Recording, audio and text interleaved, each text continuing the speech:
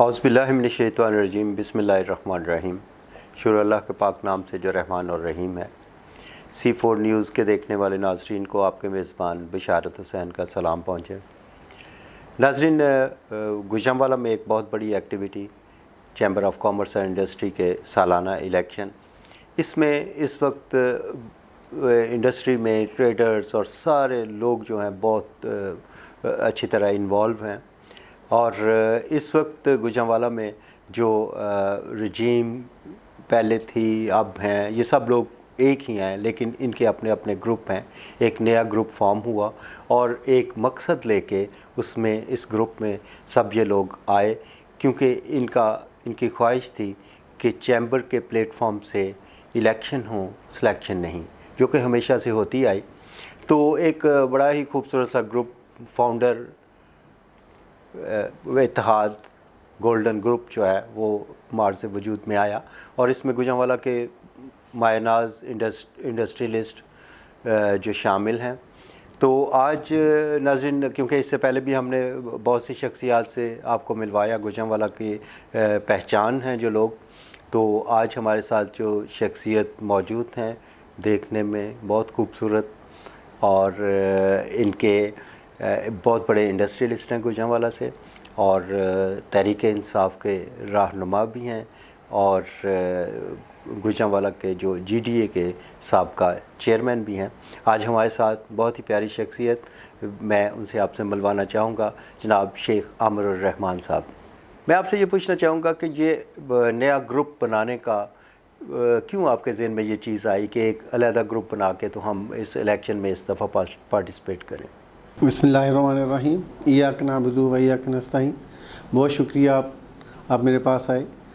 इसका बड़ा सिंपल सा जवाब है कि हम लोग 2018 में जब ये इलेक्शन आया 5 साल बाद चैम्बर ऑफ कॉमर्स में, क्योंकि ये 2 ग्रुप थे जो आपस में इनका कट जोड़ था 2012 से ऑनवर्ड। 2018 में जब इनमें आपस में सीटों की वजह से लड़ाई हुई, एग्जेक्टिव की 15 सीटें होती हैं टोटल, और एक इनकी स्पेशल सीट होती है जो लेडीज़ को देते हैं। टोटल 16 सीटों का इलेक्शन होता है, हर 15 का इलेक्शन होता है एक, उसके बाद जो जीतते हैं वो उनकी सिलेक्शन में एक लेडीज़ आ जाती हैं।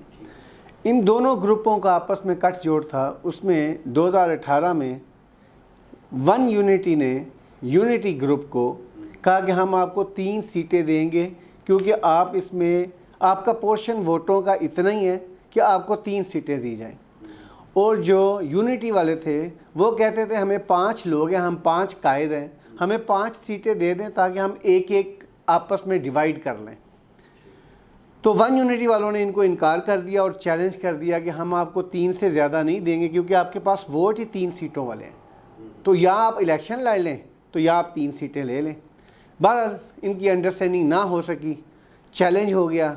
ये लोग 2018 में कुछ कायदीन जो यूनिटी के थे वो हमारे पास आ गए और हमें कहा कि हम आपके साथ मिलकर इलेक्शन लड़ना चाहते हैं। हम लोग काम थे, अपने अपने बिज़नेस में लगे हुए थे, एक्टिव नहीं थे। बहरहाल हमारा लेकिन फाउंडर ग्रुप हमारा क्योंकि 20 साल से है, किसी न किसी हवाले से हम लोगों का आपस में मिलना रहता है, मीटिंग्स रहती थी। हमने अपनी मीटिंग्स कॉल की अपने दोस्तों की, और उसमें हमने मशवरा किया। किसी ने कुछ, हर बंदे की रिजर्वेशंस थी कि ये लोग पहले भी हमें छोड़ के चले गए थे, तो इन पे ट्रस्ट नहीं करना चाहिए। लेकिन बहरहाल मेजॉरिटी की जो आवाज़ होती है वही फाइनल होती है। हमने मेजॉरिटी ने कहा ठीक है, अगर वो आ रहे हैं और इतनी देर बाद अगर आ रहे हैं तो कुछ सीख के आ रहे होंगे, तो इनके साथ मिलकर इलेक्शन लड़ना चाहिए। और एनीवे हमने इलेक्शन 2018 में लड़ा, बड़ी मेहनत की, कलेक्टिव मेहनत थी। उन्होंने भी बहुत हमारे साथ मेहनत की, हमारी भी मेहनत थी। और जो वन यूनिटी था वो कभी सोच भी नहीं सकता था कि हम इलेक्शन हार जाएंगे 2018 में, लेकिन अल्हम्दुलिल्लाह अल्लाह ने हमें फ़तह दी और हम इलेक्शन जीत गए। फिर प्रेसिडेंट की बारी आई कि हमने प्रेसिडेंट सेलेक्ट करना है। उसमें से जो हमारे पास एक कैंडिडेट्स थे उस वक्त 8, उसमें उनमें से एक कैंडिडेट चाहिए था। उसमें भी हमारी इनके साथ काफ़ी प्रॉब्लम हुई उसकी सिलेक्शन में, क्योंकि वो चाहते थे कि हमें रबर स्टैम्प चाहिए, लेकिन हम ये चाहते थे, हमारी सोच ये थी कि जो इन सब दोस्त बहुत अच्छे हैं, लेकिन जो इनमें ज़्यादा बेहतर हमें परफॉर्म कर सकता है, चैम्बर को चला सकता है, हमें उसको लेके आना चाहिए, ना कि अपनी दोस्ती या रिश्तेदारी में। बहरहाल उसमें हमने स्टैंड लिया और आसम अनीस साहब आ गए। आसिम अनीस साहब ने 1 साल सारे शहर के सामने जिस तरह उन्होंने परफॉर्म किया, जैसे उन्होंने चैम्बर ऑफ कॉमर्स के दरवाजे खोले, एक हर बंदे हर मेंबर्स को उन्होंने उतनी ही रिस्पेक्ट दी, चाहे वो कायद हो चाहे वो एक आम मेंबर हो, उन्होंने बड़ी रिस्पेक्ट की, लोगों ने सराहा उसको।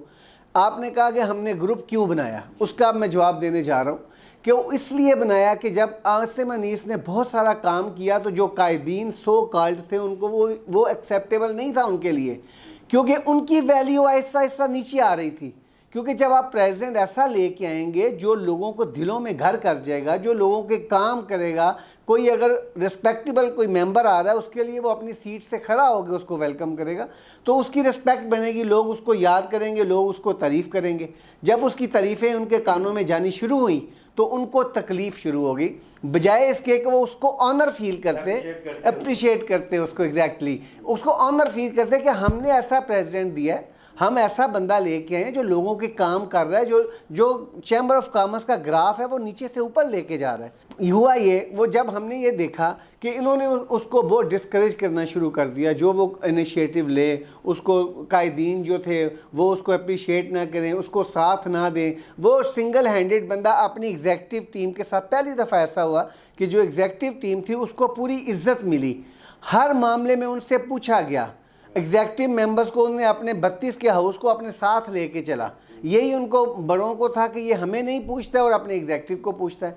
उसके बाद 2018 के इलेक्शन हमने उसी परफॉर्मेंस बेस पे, 2019 का इलेक्शन हमने उसी परफॉर्मेंस बेस पे लड़ा कि हमने इस साल 2018-19 में बहुत हमारे प्रेसिडेंट ने काम किया, और जब हम इलेक्शन जीत गए उसके बाद एकदम से उनकी नज़रें भी चेंज हो गई, उनके रवैये चेंज हो गए। उन्होंने कहा कि अब एक जो हमारे कायद हैं उनमें से जो थे, उनकी स्पीच में है कि हमने यंगस्टर लेके आके इन्होंने हमें पूरा साल नहीं पूछा, अब हम सोच समझ के ऐसा लेके आएंगे प्रेसिडेंट आज के बाद जो हमारे कहे पे हो, जो हमारे, ये ऑन रिकॉर्ड स्पीच पे एक कायद ने कहा एजीएम के ऊपर, ये इनका माइंडसेट था। उसके बाद 2019-20 का जो प्रेसिडेंट आया वो उसी के मुताबिक जो वो चाहते थे, जो वो रिमोट पे बटन दबाते थे उसी पे वो काम करता था। उसका क्या हुआ कि जो 1 साल की मेहनत हमारी 18-19 की थी वो ज़ीरो हो गई, ख़त्म हो गई, और 2019 और 20 का जो है वो कोई एक सिंगल प्रोजेक्ट वो बंदा नहीं कर सका। हाँ, उसने एक काम किया,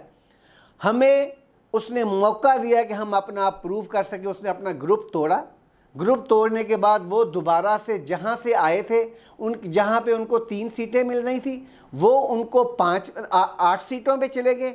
उनकी कीमत बढ़ गई, 2 साल हमारे साथ इलेक्शन लड़ने के साथ जीतने के बाद उनकी कीमत बढ़ गई, उन्होंने 3 की बजाय 8 सीटें ली और वहाँ पे जाके बैठ गए। और हमें भी ऑफ़र थी, हमने ये सोचा कि अगर हम लोग इनके साथ मिल जाएंगे तो हम तो काम नहीं कर सकेंगे, ये तो काम करने वाले लोग ही नहीं हैं, इनका तो माइंडसेट ये है ही नहीं है। चैम्बर ऑफ कॉमर्स में लोगों को आपने उनके मसाइल हल करने हैं, उनकी प्रॉब्लम्स देखनी है, लेकिन इनका ये टारगेट ही नहीं है, ये तो अपने टारगेट पे है। हमने ये सोचा कि अगर हम लोग इनके साथ, इनके नीचे रह के या इनके साथ रह के हम डिलीवर नहीं कर सकते। हम जो लाइक माइंडेड लोग थे, जिसमें इस वक्त 15 मौजूदा एग्जेक्टिव भी चैम्बर के मौजूद हैं और बाकी हमारे सीनियर्स हैं मौजूद, हमने मिलकर ये फ़ैसला किया कि अगर हम इनके साथ चलेंगे तो हम जो हमारी सोच है गुजरांवाला शहर के लिए कुछ करने की, वो हम इनके साथ मिलकर नहीं कर सकते। ये बड़ा कठिन सा मामला था, मतलब ये फ़ैसला लेना बड़ा कठिन मामला था, क्योंकि एक वक्त ऐसा था कि लोग, चैम्बर के लोग ये सोचने पे मजबूर थे कि शायद इस दफ़ा इलेक्शन हो या ना हो, लेकिन सडन जो आपने सरप्राइज़ दिया तो वो उनके लिए भी और वो आपके लिए बड़ा चैलेंज बना और उनको सोचने पे मजबूर कर दिया। अब ये हुआ कि इन्होंने 8-8 सीटें ली और आज भी जो हमसे लोग बिछड़ के गए हैं, जो हमारे कायदीन सो कॉल्ड थे, आज भी वो इसी चीज़ पे लड़ रहे हैं। काश कि वो ये सोचते कि हम उनके साथ जाके जहाँ से हम निकल के आए थे वापस गए हैं, हम इनको डिलीवर नहीं कुछ कर सकते चैम्बर को, हम गुजरांवाला सिटी को। आज भी उनकी माइंडसेट वही है कि हमें 7 सीटें मिल रही हैं, हम किसको अकोमोडेट करेंगे, हम किसको देंगे, ये हो जाएगा वो हो जाएगा। वो सीटों की लड़ाई है आज भी उनमें। क्यों? क्योंकि वो लोग ज़्यादा हैं, सीटें कम हैं। इस वजह से उनकी पहले भी लड़ाई थी, आज भी उनकी यही लड़ाई है। कोई उनकी सोच नहीं है कि गुजरांवाला के चैम्बर ने का कंपटीशन किन के साथ है, उनकी ये सोच ही नहीं है। हमारे साथ नेबर में सियालकोट चैम्बर है, उसकी बेमिसाल सर्विसेज है अपने शहर के लिए। इवन देन गुजरात चैम्बर हमसे छोटे शहर में छोटा चैम्बर है, लेकिन आप उनकी अगर वेबसाइट पे जाके देखें कि अपकमिंग उनके प्रोजेक्ट क्या आ रहे हैं और वो क्या कर चुके हैं, हमारे लिए बाइसे शर्म की बात है कि हम लोग इतना बड़ा इंडस्ट्रियलिस्ट हमारा शहर हो, कॉटेज इंडस्ट्री 18 से 20 हज़ार कॉटेज इंडस्ट्री आपकी हो, इतने यूनिट आपके हो और 15 से 18 लोग कैप्चर करके पूरे निज़ाम को चैम्बर को बैठ जाएं, ये तो हमारे लिए अब एक्सेप्टेबल नहीं था। अच्छा आमिर साहब, उनका एजेंडा सिर्फ यही है कि मतलब सीटें कैसे हासिल करनी है, चैम्बर पे कब्जा कैसे करना है? खाली ये नहीं है, ये भी एक पोर्शन है, ये भी एक हिस्सा है। अब उनमें से उन कायदीन में से किसी के गैस की प्रॉब्लम है, किसी के चिड़ियाघर की प्रॉब्लम है, किसी के DTRE की प्रॉब्लम है, किसी ने अपने ड्यूटियां कम करवानी है, ज़्यादा करवानी है, किसी की रिफंड की प्रॉब्लम है। ये इन लोगों के पर्सनल स्टेक्स हैं जो चैम्बर के बगैर रह ही नहीं सकते। इस प्लेटफॉर्म को पकड़ेंगे तो हम बच सकेंगे। ये वो मछली की तरह जो पानी के बगैर नहीं रह सकते, ये वो लोग हैं जो चैम्बर के बगैर रह नहीं सकते हैं। इसीलिए 2 साल के बाद इस तरह का इनका हाल हो गया कि आपस में जाके फिर दोबारा ये इकट्ठे हो गए, क्योंकि इनके सबके स्टेक्स सेम और ना पर्सनल है। अच्छा आमिर साहब, ये इस सिचुएशन में मेरा ख्याल आप लोग कंफर्ट फील कर रहे होंगे कि आपके साथ जो लोग हैं वो यकीनन उनके अंदर एक जज्बा है, वो एक जज्बे के तहत हैं। हमारे जी यंग टीम है, पढ़ी लिखी टीम है, कुछ कर गुजरने का उनमें जज्बा मौजूद है, किसी का पर्सनल स्टेक नहीं है। हमारे कायद हैं राना नासिर महमूद साहब, शेख असलम साहब, आसिम अनीस साहब हमारे भाई हैं। हम जितनी भी टीम है उसमें कोई ऐसा बंदा नहीं है जिसके ऊपर कोई केस हो, कोई ऐसा बंदा नहीं है जिसने किसी पूरे शहर में किसी के साथ फ्रॉड किया हो, कोई ऐसा बंदा हमारे साथ मौजूद नहीं है जिसने माजी में चैम्बर को अपने पर्सनल स्टेक के लिए इस्तेमाल किया हो। अब उनकी टीम में और हमारी टीम में यही कंपैरिजन है। जब हम लोग अब वोटर के पास जब जा रहे हैं तो वोटर को जब हम बताते हैं कि ये लोग 40 साल तो चैम्बर को बने हुए हो गए हैं, लेकिन ये लोग जो मुख्तलिफ टाइम पे 10 साल से काबजीन हैं, जो बैठे हुए हैं बरसरे इक़्तिदार, मुझे बताएं कि 2011 से लेके 2020 तक कौन सा इनका ऐसा प्रोजेक्ट है जो इन्होंने गुजरांवाला शहर के लिए किया हो, बिजनेस कम्युनिटी के लिए किया हो। हमारा आपको पता है कि ये सियालकोट, गुजरात, नारोवाल यूनिवर्सिटी बन गई हैं। हमारा डिविजनल हेडक्वार्टर है गुजरांवाला, हमारे पास यूनिवर्सिटी नहीं है। कितनी आवाज़ उठाई है आज तक चैम्बर ने? हमारा मोटरवे लिंक हमारे पास नहीं है, सियालकोट लेके गया है। मुझे बताएं, अभी इलेक्शन शुरू हो रहे हैं और इन्होंने इलेक्शन स्टंट किया है, एक छोटी सी वॉक बाइट निकाल के प्रेसिडेंट लेके चला गया। पूरा साल इसको याद आया कि हमें मोटरवे लिंक चाहिए।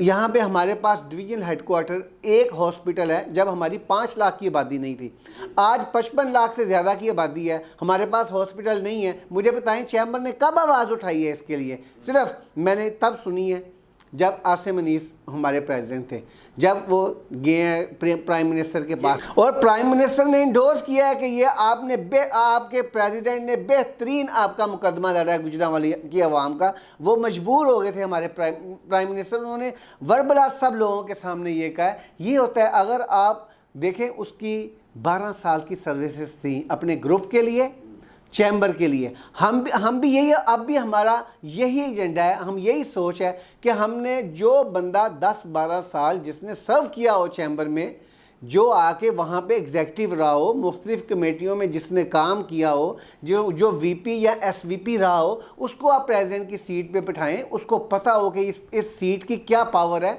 और उसने हमें रिप्रेजेंट करना है, गुजरांवाला के पूरी बिजनेस कम्युनिटी को रिप्रेजेंट करना है। उसने आपके ख़ानदान को खाली रिप्रेजेंट नहीं करना कि आप अपना कुड़म ले आएँ, भाई ले आएँ, भतीजा ले आएँ, भांजा ले आएँ। आपका मेरिट ये नहीं होना चाहिए, आपका मेरिट ये होना चाहिए कि आप अगर किसी को इलेक्ट कर रहे हैं तो उसका आप देखें कि इसकी अहलियत क्या है, ये आपको रिप्रेजेंट कर सकता है। प्राइम मिनिस्टर आएगा, चीफ मिनिस्टर आएगा, गवर्नर आएगा, मिनिस्टर्स आएंगे, उसने उनके साथ बैठ के चेयर करना है प्रेसिडेंट की सीट को। आया कि वो उनके साथ बात कर सकता है, आपके लिए कोई चीज़ उनसे मनवा सकता है, लेकिन हमारा ये कभी सोच ही नहीं है। क्योंकि हमारे चैम्बर, इनके पास कोई एजेंडा नहीं है, इनका कोई विजन नहीं है, इनको पता ही नहीं है कि अपने पर्सनल मफादात के अलावा चैम्बर ने लोगों के लिए भी कुछ काम करना है। इनके पास कुछ है ही नहीं। अच्छा आमिर साहब, पूरी कैंपेन में भी सारी दुनिया इसको देख रही है कि आपने कभी अपने मुखालफिन के बारे में कभी कोई ऐसी बात, नेगेटिव बात नहीं की, और सब जो भी बातें होती हैं वो बड़े एक पॉजिटिव सेंस में आप बात करते हैं, कोई नेगेटिव उसमें नहीं है, ना कभी आप इश्ताल में आके बात करते हैं, ना कोई ऐसे है। तो आप की ये पॉजिटिव साइड जो है, इससे लोगों का आपकी तरफ रुझान बढ़ा नहीं है? माशाल्लाह जी, मैं आपको अपने मुंह से तो मैं कुछ नहीं बताता। पहली बात तो यह है कि मैं पर्सनल इश्यूज़ के ऊपर किसी से बात करने की मैं मुनासिब नहीं समझता हूँ। पॉलिटिकल मामला आता है, पॉलिटिकल तरीके से इसको हैंडल करना चाहिए। आप जो इश्यूज़ हैं वो हमारा काम है हाईलाइट करना। अगर इन्होंने काम नहीं किया, इनकी नाकामी है, तो वो हम डेफिनेटली उसको हाईलाइट करेंगे, लोगों को बताएंगे कि कौन सा शहर क्या कर रहा है और हमारा चैम्बर में क्या रोल है, और ना सियालकोट चैम्बर में सियालकोट शहर के लिए क्या क्या किया है। ये इश्यूज़ हैं जो हमने हाईलाइट किए हैं, लोगों को बताए हैं। आज से पहले ये दो ग्रुप थे जो आपस में लड़ते थे, एक दूसरे को बुरा भला कहते थे और वोट लेते थे। किसी ने आज तक, आप पुरानी स्पीचेस देख लें, वन यूनिटी की या यूनिटी की, कोई बंदा ये नहीं कहेगा कि इसने काम नहीं किया तो मुझे वोट दो। ये कहेंगे ये ऐसा है मुझे वोट दो, वो कहेगा ये ऐसा है मुझे वोट दो। आज तक कैंपेन में किसी ने नहीं कहा कि इसने ये नहीं किया तो इसको वोट ना दो। हम लोग अल्हम्दुलिल्लाह लोगों को यही अवेयरनेस दे रहे हैं कि भाई इन्होंने आपके लिए कुछ नहीं किया, ना ही ये अहलियत रखते हैं। अगर ये अहलियत रखते होते तो 10 सालों में पता नहीं आपको क्या दे चुके होते। तो इसलिए हम तो यही कहते हैं। और आप बात कर रहे हैं लोगों के माइल होने की, हमारा अपोनेंट ग्रुप जो है, जब हमने ये इसको शुरू किया तो वो हंसते थे, मजाक उड़ाते थे हमारा, आपस में बैठ के अपनी जो ना फ्रेंड्स की मीटिंग्स में, तो कहते थे ये ना 10-90 का मुकाबला है। फिर हम उसको मुस्कुरा के हम अपनी मेहनत जारी रखी, स्ट्रगल जारी रखी। उसके बाद आहिस्ता आहिस्ता बढ़ते बढ़ते लास्ट नाइट में मुझे एक दोस्त ने कोट किया है कि अब वो कहते हैं यार 35-65 का हो गया मुकाबला, हुण सानू थोड़ा नसना चाहिए। और आज उनकी नींदें हराम हो गई हैं और वो भागना शुरू हो गए हैं। पहली हमारी ये जीत है कि हमने इनको सिलेक्शन की बजाय इलेक्शन में ले गए हैं। ये हमारी पहली फतह, अल्हम्दुलिल्लाह मैं अल्लाह का शुक्र अदा करता हूँ। और ये जो लोग ड्राइंग रूम में बैठ के सिलेक्शन करने का सोच रहे थे, अब लोगों के पास जाना शुरू हो गए हैं। लोगों को अब मैंने तो अपने वोटर्स के पास जाता हूँ, मैं कहता हूँ जी आप उनसे सिर्फ 2 सवाल कर लें। इस साल चैम्बर ऑफ कॉमर्स का प्रेसिडेंट आपके ग्रुप का था, इस साल की अचीवमेंट बता दें उसकी, उसने क्या, गुजरांवाला चैम्बर ने क्या इनिशिएटिव लिए हैं गुजरांवाला शहर के लिए। दूसरा, आप ये बताएं कि आपने जो प्रेसिडेंट अनाउंस कर दिया आने वाला, हालांकि अभी तो वो एग्जेक्टिव ही नहीं बना, और वो फ़ोन करके मसूफ कह रहे हैं जी मैं प्रेसिडेंट का कैंडिडेट हूँ, मुझे वोट दें। भाई अल्लाह के बंदे, पहले एग्जेक्टिव तो बन जाओ, एग्जेक्टिव के बाद ये प्रोसेस आएगा। वो एग्जेक्टिव ने आपको वोट देने हैं प्रेसिडेंट बनने के लिए, लोगों ने आपको प्रेसिडेंट बनने के लिए वोट नहीं देने। आप एग्जेक्टिव की सीट के आप कंटेस्ट कर रहे हैं, उसके लिए वोट मांगे। और मैं ये कहता हूँ अपने वोटर्स को कि उनसे सवाल करें कि अगर आपने अनाउंस कर दिया कि आपका प्रेसिडेंट ये आ रहा है, उसकी क्या अहलियत है और मेरिट क्या है उसकी सिलेक्शन का। आपके ग्रुप ने मिलके एक बंदे को नॉमिनेट कर दिया कि ये हमारे अपकमिंग ईयर का ये हमारा प्रेसिडेंट है, उसकी अहलियत और उसका मेरिट, उसका क्राइटेरिया, उसकी चैम्बर में सर्विसेज, उसने आज तक चैम्बर को क्या दिया है, आप उसको प्रेसिडेंट बना रहे हैं, किस बेस पे बना रहे हैं। ये 2 सवाल हैं। लास्ट ईयर की परफॉर्मेंस पूछ लें और आने वाले प्रेसिडेंट का मेरिट पूछ लें, आपको पता चल जाएगा कि ये ग्रुप क्या सोचता है, कि क्या माइंडसेट है। अच्छा आमिर साहब, बहुत अच्छा लगा, आपकी भी मसरूफियात बहुत ज़्यादा हैं। आखिर में मैं आपसे पूछना चाहूँगा, अपने शहर के लोगों को, अपनी बिज़नेस कम्युनिटी को, अपने चैम्बर के मेंबर्स को क्या पैगाम आप देना चाहेंगे? मैं जी, पैगाम भी है, मेरी रिक्वेस्ट भी है कि काइंडली गुजरांवाला की आवाम, गुजरांवाला की बिज़नेस कम्युनिटी के लिए कि ये लोग, हमारा जो चैम्बर, गुजरांवाला चैम्बर है, 40 साल से बना हुआ है। 32 साल इन लोगों ने सिलेक्शन की है, आपको मुझे पूछे बगैर, हम मतलब मेंबर्स को पूछे बगैर, कॉन्फिडेंस में लिए बगैर। कुछ लोग हैं, काबजीन हैं, जो बैठे हुए हैं ड्राइंग रूम में बैठ के सिलेक्शन करते हैं और उसका कोई मेरिट नहीं है। खुदारा अब भी अगर नहीं समझेंगे तो कब समझेंगे। आपसे रिक्वेस्ट है कि आप उन लोगों को देख चुके हैं जो इस वक्त कायदीन बैठे हुए, ये पिछले 10 साल से ये मुख्तलिफ टाइम पे यही आपको लीड करते रहे हैं, और इन्होंने गुजरांवाला के लिए अगर कुछ किया है तो आप इनको कंसीडर करें। और अगर आपका चैम्बर सियालकोट और गुजरात चैम्बर से भी अगर पीछे है तो खुदारा इसको आप देखें और हमें मौका दें। इंशाल्लाह हम आपको शर्मिंदा नहीं करेंगे। और ये 1 साल का टेनोर है, 1 साल के बाद जब हम आपके पास आएंगे हम भी आपके अकाउंटेबल हैं, हमें भी आप पूछेंगे कि आपको हमने मौका दिया था, आपने इस साल क्या गुजरांवाला शहर के लिए किया है। इंशाल्लाह हम कोशिश करेंगे कि हम आपसे शर्मिंदा ना हो और आके आपको अगर अल्लाह ने हमें मौका दिया तो नेक्स्ट ईयर आके आपको इंशाल्लाह बताएंगे कि हमने आपके शहर और आपके चैम्बर के लिए इस साल ये कुछ किया है और ये काम अगले सालों में चलता रहेगा इंशाल्लाह अज़ीज़। जनाब आमिर रहमान साहब, बहुत शुक्रिया आपका। आपने कीमती मसरूफियात में आपने हमें भी शामिल किया और अपना इतना खूबसूरत सा आपके साथ सेशन बड़ा अच्छा लगा। अपने मेज़बान बिशारत हुसैन को इजाज़त दीजिएगा। अल्लाह हाफिज़। पाकिस्तान जिंदाबाद।